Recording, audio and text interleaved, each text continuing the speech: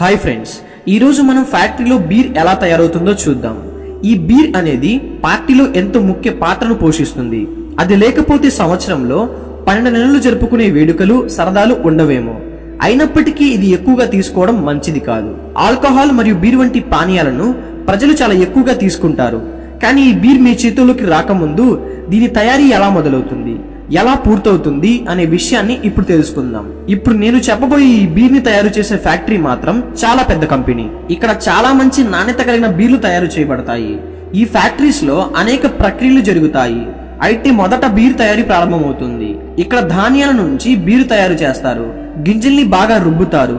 గోధుమలు, వరి వంటి వివిధ రకాలని పొలాల్లో పండించిన నాణ్యమైన వాటిని పంట కోసిన తర్వాత వాటిని ట్రక్కుల్లో నింపి ఇక్కడ ఈ ఫ్యాక్టరీకి తీసుకొస్తారు.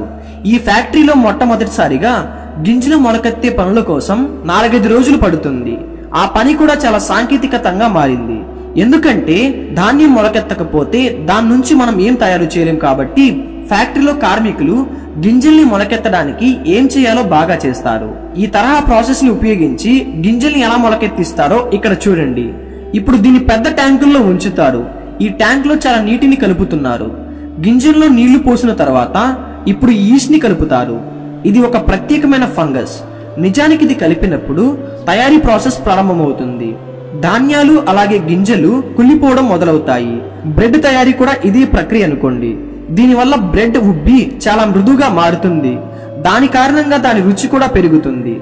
దీన్ని చేయటానికి ఈ మిశ్రమాన్ని ఈస్ట్ జోడించబడుతుంది. దాన్ని జోడించిన తర్వాత ఈ పండుని హబ్స్ పండు అని అంటారు. ఇది బీరు చేయటానికి ట్యాంకుల్లో కలుపుతారు. ఇప్పుడు మీరు ఈ పండు ఎందుకు జోడించారు అని అడగవచ్చు. మీరు ఎప్పుడైనా బీర్ తాగితే బీర్లో చాలా ప్రత్యేకమైన వాసన మరియు చాలా భిన్నమైన రుచి ఉంటుంది. ఇది ఇతర ఆహార పదార్థాల్లో కనిపించదు.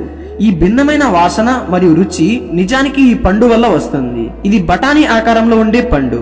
దాని వాసన మరియు రుచి బీర్లో ఉండడం వలన బీర్కి ఆ రుచి కలుగుతుంది. ఈ ట్యాంక్ లో అన్ని వస్తువుల్ని కలిపిన తర్వాత ట్యాంకుల్లో వీటన్నిటిని మరిగించడం ప్రారంభిస్తారు. ఇప్పుడు చూడండి, బీర్ తయారీకి అత్యంత ముఖ్యమైన పదార్థాన్ని ఈ పెద్ద ట్యాంకుల్లో 3 నుంచి 4 గంటలు ఉడకబెడతారు. మరిగే ఈ ప్రక్రియ త్వరగా పూర్తవుతుంది. సమయం గడిచే కొద్దీ ఈ మిశ్రమం మరిగేటప్పుడు నీరంతా ఆవిరైపోతుంది. ఇప్పుడు ఈ పదార్థం ఇక్కడ ఉన్న స్టాక్ నుంచి తీసేసి తర్వాత ప్రక్రియ కోసం ఫ్యాక్టరీకి పంపబడుతుంది. తదుపరి ప్రక్రియలో ఈ మొత్తం పదార్థం ఎండబెడతారు. స్థానిక ఫ్యాక్టరీలో ఎండల్లో ఎండబడితే కొన్ని పెద్ద ఫ్యాక్టరీస్ లో మూసి ఉంచిన గదిలో సూర్యకాంతి వంటి వాతావరణాన్ని సృష్టించడం ద్వారా ఈ మొత్తం పదార్థాన్ని పొడిగా ఉంచుతారు.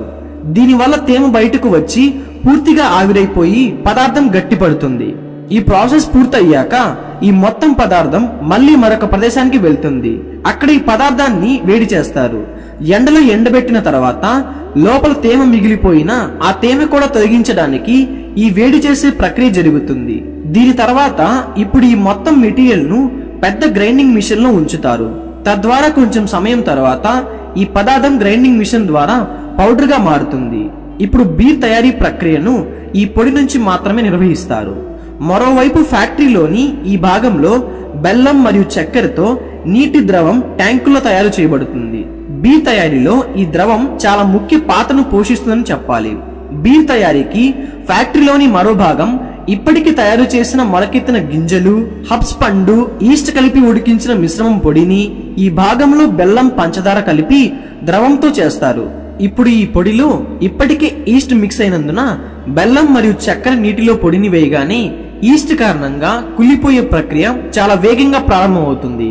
ఈ పొడి కొన్ని గంటల్లోనే ట్యాంక్ లోపల కుళ్ళిపోతుంది. కొంత సమయం తర్వాత ప్రక్రియ వేగంగా పెరిగినప్పుడు పై భాగంలో చాలా నురగ ఏర్పడుతుంది. దిగువ భాగంలో ద్రవం ఏర్పడుతుంది. తర్వాత ఈ ద్రవాన్ని ట్యాంక్ నుంచి బయటికి తీస్తారు. ఈ విధంగా మరొక ట్యాంక్ లో నింపుతారు. ఇప్పుడు ఈ ద్రవం నుంచి బీరు తయారు చేయబడుతుంది. ఈ ద్రవంలో ఆల్కహాల్ మొత్తాన్ని కూడా కలుపుతారు. అయితే ఆల్కహాల్ పరిణామం అనేది చాలా తక్కువగా ఉంటుంది. అందుకే మీరు బీరు తాగిన తర్వాత మద్యం తాగినప్పుడు కలిగే మత్తు కంటే చాలా తక్కువ మత్తు ఉంటుంది. ఇప్పుడు ఈ ద్రవాన్ని ఈ ఇతర ట్యాంకుల్లో నిల్వ చేసిన తర్వాత అది ఫ్యాక్టరీలోని మరొక భాగానికి, అంటే పెద్ద చెక్క డ్రమ్ముల లోపలికి ఉంచి నిల్వ గదికి పంపబడుతుంది. ఈ ప్రత్యేకమైన ద్రవాలు నింపి 3 నెలల పాటు వదిలేస్తారు. 3 నెలల తర్వాత ఈ డబ్బాలను బయటకు తీస్తారు. అప్పుడు వీటిని పూర్తిగా బీరుగా తయారు చేస్తారు. ఫ్యాక్టరీలో 3 నెలలు వేచి ఉండి అప్పటి వరకు పని చేస్తారు. ఆ సమయంలో రెండవ బ్యాచ్ బీరు తయారీ కొనసాగుతుంది. అంటే ఆ బీరు తయారు చేయడానికి 3 నెలల టైం పడుతుందన్నమాట. 3 నెలలు పూర్తయిన తర్వాత ఈ డబ్బాల నుంచి బీరు తీసి పరీక్షకు పంపుతారు. ఈ పరీక్ష పని ఫ్యాక్టరీ లోపల నిర్మించిన ప్రత్యేక ల్యాబ్ లో జరుగుతుంది. ఈ నమూనాల్ని కంపెనీ నియమించిన ప్రామాణికంగా పరిమితులపై పరీక్షించబడతాయి. దాని రుచి మరియు దాని వాసన, అన్ని వస్తువుల పరిమాణం సరైందా లేదా తేడాలు ఉన్నాయా అని నిర్ణయించబడతాయి. అన్ని కరెక్ట్ గా అనిపిస్తే ప్రొడక్షన్ లైన్ వైపు ముందుకు వెళ్లి ఈ బ్యాచ్ లో తయారైన బీర్ కు గ్రీన్ సిగ్నల్ దొరుకుతుంది. కానీ ఒకవేళ ఈ పరీక్షలో విఫలమైతే ఆ బీర్ ని మళ్ళీ కొన్ని నెలల పాటు నిల్వ గదిలో ఉంచి మళ్ళీ పరీక్షిస్తారు. అయితే ఇప్పుడు బీర్ ఉత్పత్తి శ్రేణికి వస్తుందన్నమాట. అయితే ఈ బీర్ నింపే సీసాలు ఇంకా తయారు కాలేదు. ఇందుకోసం ఫ్యాక్టరీలోని మరో భాగంలో బాటిల్స్ తయారీ పనులు కొనసాగుతాయి. ఫ్యాక్టరీలో నిర్మించిన ఈ పెద్ద ఫర్నెన్స్ లో గాజు ముక్కలు వేసి గాజును కరిగిస్తారు. ఈ కొలిమి లోపల ఉష్ణోగ్రత 1200 డిగ్రీల సెల్సియస్ వరకు ఉంటుంది. గాజును కరిగించే ఈ పని చాలా ప్రమాదకరంగా ఉంటుంది. ఎందుకంటే కరిగిన గాజు చాలా వేడిగా ఉంటుంది.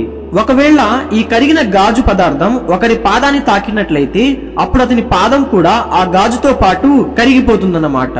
కరిగిన గాజుని ఇక్కడి నుంచి బయటకు తీసి యంత్రం ద్వారా పంపుతారు. అక్కడ ఈ గాజు యంత్రం లోపల సీసా రూపంలో ఏర్పడుతుంది. తక్కువ సమయంలో వందల కొద్ది సీసాలు తయారు చేయబడతాయి. ఈ సీసాలు చాలా వేడిగా ఉంటాయి. అందుకే మెషిన్ నుంచి బయటకు వచ్చిన తర్వాత వాటిని మొదట చల్లబరచడానికి పంపుతారు. సీసాలు చల్లబడిన తర్వాత వాటిని ఫ్యాక్టరీలో వేరొక భాగంలో కడుగుతారు. అక్కడ సీసాల లోపల మరియు వెలుపల నుంచి శుభ్రం చేయబడతాయి. ఇప్పుడు ఈ సీసాలు నింపడానికి సిద్ధం చేస్తారు. ఖాళీ సీసాలు ఒకవైపు నుంచి కన్వీనియర్ బెల్ట్ పై ముందుకు కదులుతూ ఉంటాయి. మరొక వైపు ఫిల్లింగ్ మిషన్ లో ట్యాంక్ లోపల నింపిన ఇప్పటికే తయారు చేసిన బీర్ ను ఫిల్లింగ్ ప్రాంతానికి పంపుతారు. ఈ పెద్ద automatic filling machine conveyor belt పై వచ్చే సీసాల్లోని బీర్ ని నాజిల్ ద్వారా నింపుతుంది. ఈ మిషన్ లో కంపెనీ యొక్క బ్రాండ్ నేమ్ బాటిల్ యొక్క రీఫిల్ కు జత చేయబడుతుంది.